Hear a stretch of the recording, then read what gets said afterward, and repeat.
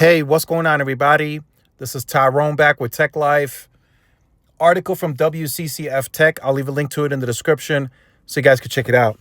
So the reason I wanted to make this video, this is excellent marketing material in my view for Verizon and AT&T. Excellent marketing material. More so Verizon, in my opinion. So I make this video about Verizon, but AT&T, excellent marketing material. And the reason I say that is because you have an article like this that states T-Mobile dominates rural 5G, leaving AT&T and Verizon trailing. What happened to overall network, right? That's not being discussed anymore. And maybe that's because T-Mobile is pushing heavily. They're being loud. They're pushing all the third-party reports. As some have said in the past, the T-Mobile's considered media darlings. So they get that favoritism right in the media. But what about making an article, Verizon and AT&T dominate T-Mobile overall with the larger networks, leaving T-Mobile trailing behind? That article could be very easily made too. That would be the counter argument to this.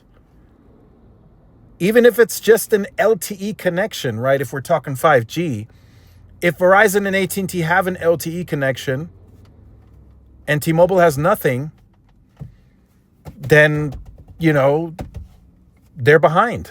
And yes, I know that's going to change with Starlink, and we're still waiting to see. And to Starlink, it's going to be an LTE technology. So it's going to change, right?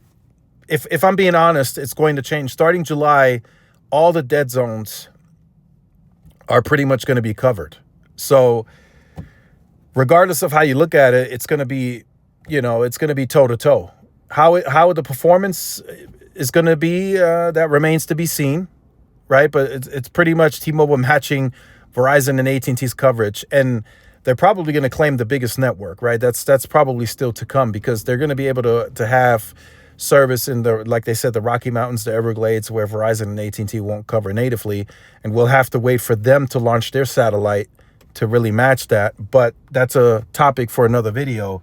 But I just wanted to talk about this specific article because the consumer sees this article and they're like, oh, wow, T-Mobile's really grown the network by that much. They're really better. Verizon's really trailing them. AT&T's really trailing them.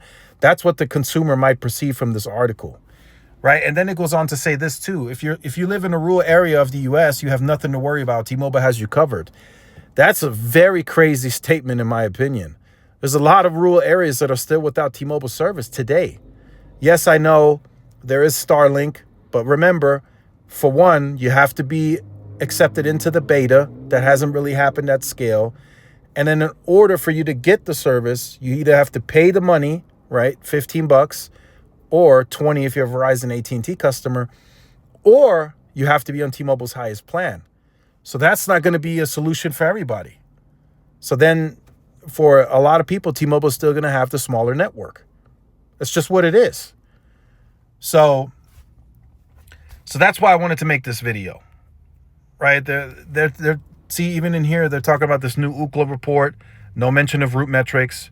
So this is just very interesting to see these types of articles, right? This is just being truthful. Nothing, to bash anybody. It's just being truthful. Yes, T-Mobile has more NR technology out there, more of those radios on sites. But overall network still matters in the US today. It still does. I mean, there's plenty of situations and scenarios that I could come up with, but the overall network, it still matters no matter how you look at it. How you handle that situation, as I've said in the previous video, it's up to you. You can pay the $15 with Starlink.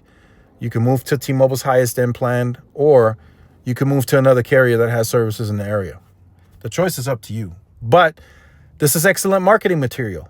Verizon can easily make marketing material showing areas that they have service in and are making phone calls in that T-Mobile doesn't. That still exists today.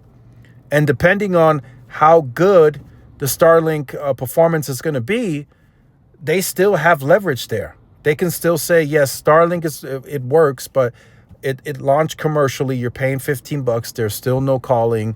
There's still no data sessions. It's only texting.